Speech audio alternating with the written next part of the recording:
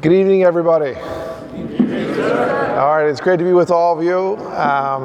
Colonel, thank you so much for having me, and to the rest of the faculty, I really appreciate this incredible opportunity to be with you, with some of you breaking bread earlier, but also to just speak with you tonight.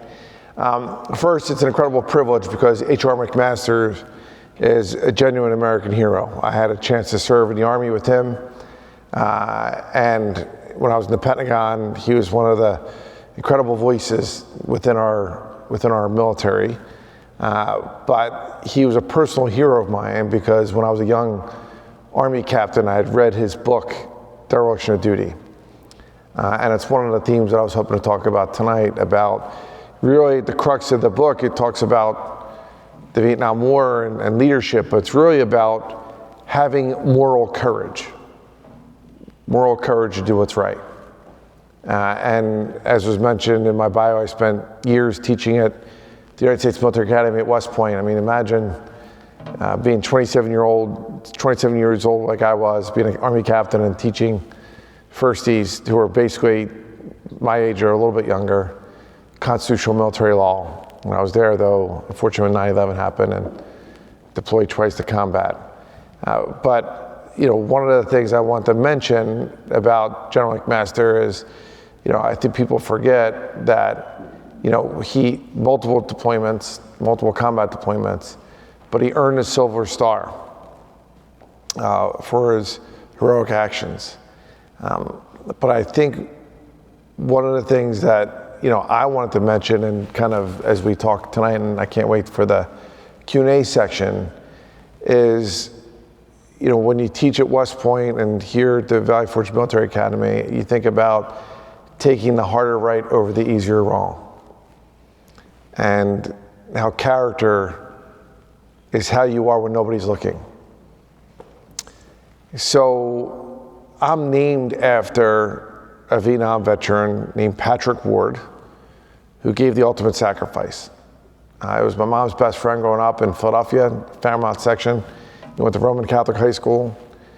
He was there, volunteered to go in the Army, was overseas, and it was the middle of a monsoon, and they got noticed that one of the platoons was pinned down. And so he encouraged his supervisors, hey, we gotta go save him. There was some disagreements whether they should go out because there was a storm. All right, let's go do it. And unfortunately, he gave the ultimate sacrifice, saving others. But I say that because the other thing Patrick Ward did in Vietnam was that he would appropriate supplies, whether it was food or other things, and give them to the orphans in Vietnamese orphanages. And showing the heart of an American soldier, showing the heart of what being American is all about. And I tried to model that when I was in Baghdad, Iraq, and the invasion in Iraq as a paratrooper with the 82nd Airborne Division. But the theme and how it relates to General McMaster is when he wrote that book, he was a doctoral student at University of North Carolina, but he talked about the Powell Doctrine. And Colin Powell was former four-star chairman of the Joint Chiefs of Staff, also a Vietnam veteran, served with the 101st Airborne Division. But General Powell, I read his book, My American Journey. He's one of the highest ranking African-American generals in American history. But I read his book, and the Powell Doctrine was the overall lesson learned from Vietnam, which was you have a clear mission, use overwhelming force to accomplish that mission, and you have a clear exit strategy, which is basically what we didn't do in Iraq and Afghanistan, to be honest with you. And again, I served in Iraq, I served in the company heroes. It's not about soldiers, but it's about standing up and speaking truth to power, sometimes when it's not easy. That's what we're all called to do. So I just want to highlight as far as that goes, but I also want to chat about where we are as a nation. The great thing about the United States of America is that we have the #1 military in the world, and we have the #1 economy in the world. but we can't take either one for granted. We have to earn it every single day. But part of the greatness of our military is that America at her best is the reluctant warrior, meaning we don't fight unnecessary wars, that we go in when we have to go in. When we try to learn from things such as smart power.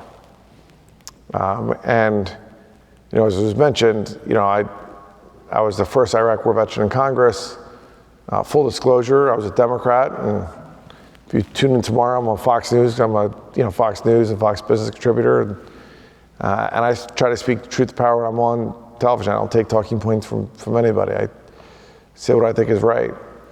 But just one of the things when I was up in New York yesterday on Fox News, they asked me about a couple different things, but one of them was, I was saying how one of the great things that President Trump said in his inaugural speech was, we'll really be judged, his administration, he said, we'll really be judged by the wars we didn't fight in, which means, what are we doing to use our smart power, our not just military power, but our economic power?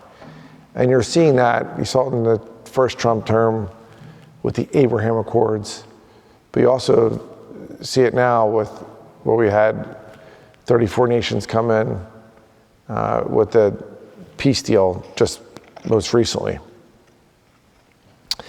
One of the things that I wanted to mention, talking about moral courage, is the fact that we need young folks like you to eventually go into political public service. The majority of American veterans are independent, non-affiliated voters. 53% are registered that way. I was registered that way because when I was a young cadet, that's what my cadre member said. They said, we're apolitical, don't get involved, I'm not here to give a political speech. But exercising your constitutional right to vote is incredibly important. And it's important because those of us who have worn the cloth of our country understand things like the Department of War, understand things like the VA. They're the two largest federal agencies. And I say that because, when I was your age, and I learned about the World War II generation, and I read Colin Powell's book, and eventually read H.R. McMaster's book, when I looked at the Congress, and I looked at people like President John F. Kennedy, and Dwight D. Eisenhower, and George W. Bush, and people like John McCain. The reality of it is the majority of that generation served in Congress with other veterans. Other veterans who sometimes ignored their political party and did what was right on behalf of our nation. But during those times, of every 5 members of Congress, 4 were veterans. Do you know what it is today? Of every 5, less than 1. So I bend over backwards to support other veterans, whether Democrat or Republican, to go and serve in political public service, because it can be an honorable profession. One of my most proud moments, in fact, was one of my best friends in the Army. We were prosecutors together, and then as captains, and years later we taught at West Point together, and I ran and won for Congress when I came back from Iraq. And he said to me, Murph, I would love to be a congressman someday. That's so cool. Like, I can't believe you did it. You're 33. And I'm like, your name's Tom Rooney. Your dad owns the Pittsburgh Steelers. You could be a congressman. If I could do it, you could do it. And he ran for Congress the next term. I helped him, and he won. And he's a Republican, and I was a Democrat. And we worked together on a lot of different things. But it wasn't covered in the media a whole lot. You know why? And that's what I would ask you to do, because that's what you're here to think critically. See, there's one thing about training. Training is how to fire an M4 assault rifle. Training is how to march, do drill and ceremony. Training is about formations, etc. But education is what you get here as well, is about being a critical thinker. But learning but challenging. And when you're confident, when you learn things, to have the moral courage to speak up and speak out when you know something isn't right. As a leader, it's about doing what's good for the order. It's about what's doing good for the army. It's about doing what's good for the mission and our country. And character, as I mentioned earlier, is how you are when nobody's looking. But the crux of leadership is solving problems. The crux of leadership is seeing a problem and then using your leadership abilities to solve that problem. Because what is leadership? Leadership is inspiring others to do something they otherwise would not do. So people ask me, like, why did you frankly speak out against the Iraq War as the only Iraq War veteran in Congress? I said, because we had thousands of innocent Americans that were killed in 9/11, and I thought the war was wrong because there was no connection to 9/11. And I felt like that even if we did commit to Iraq, we didn't follow the POW doctrine. We didn't listen to the four-star generals who said, this is how many troops we need, and other things like that. But I also, when I was in Congress, saw the fact that we kicked out 13,000 troops because of who they were, because of their sexual orientation. It's a policy called don't ask, don't tell.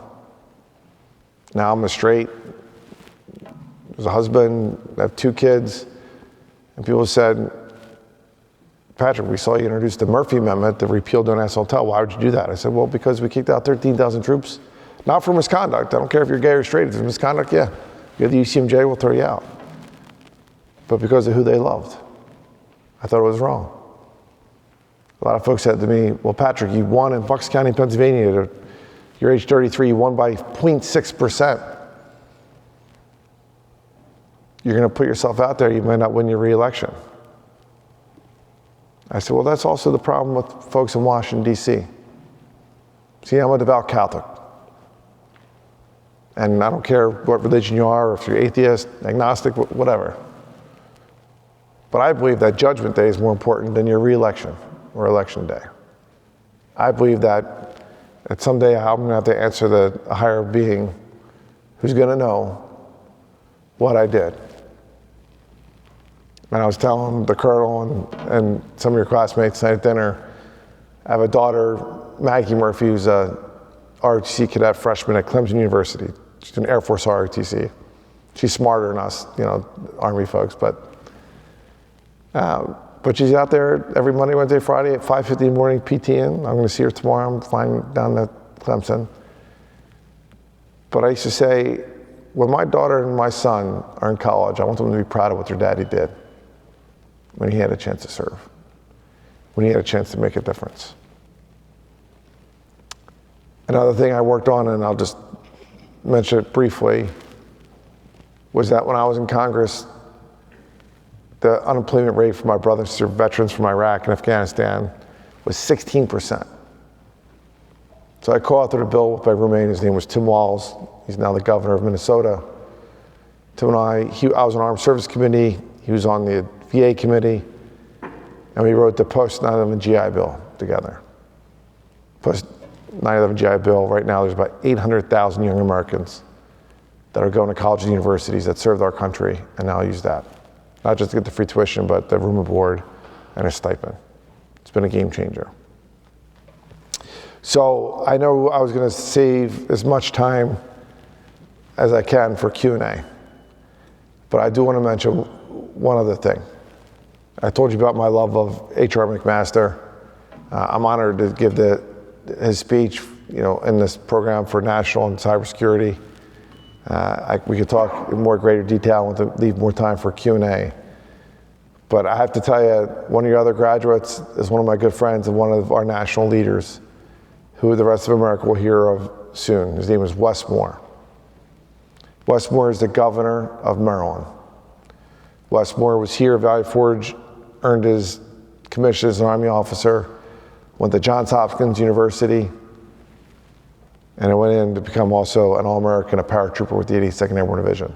So we served together. and eventually got involved in political public service by running for governor. I supported him in a tough primary and general election. I bring up Wes Moore because I had him on a Fox News special for a 30-minute episode, and I had him on my program.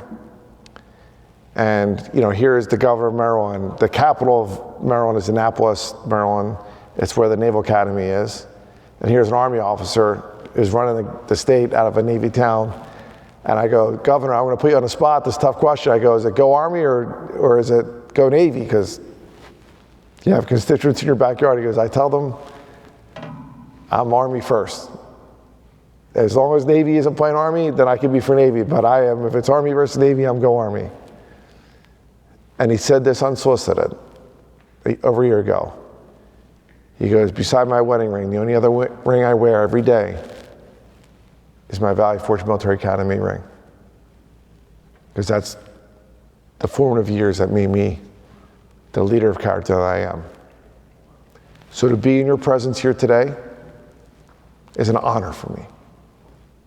And I hope you know that people like Wes Moore and H.R. McMaster and Gus Perner and Mike Linnington, these great graduates of years past, look at you, every single one of you with a deep sense of pride and appreciation for doing, frankly, what most others would never do.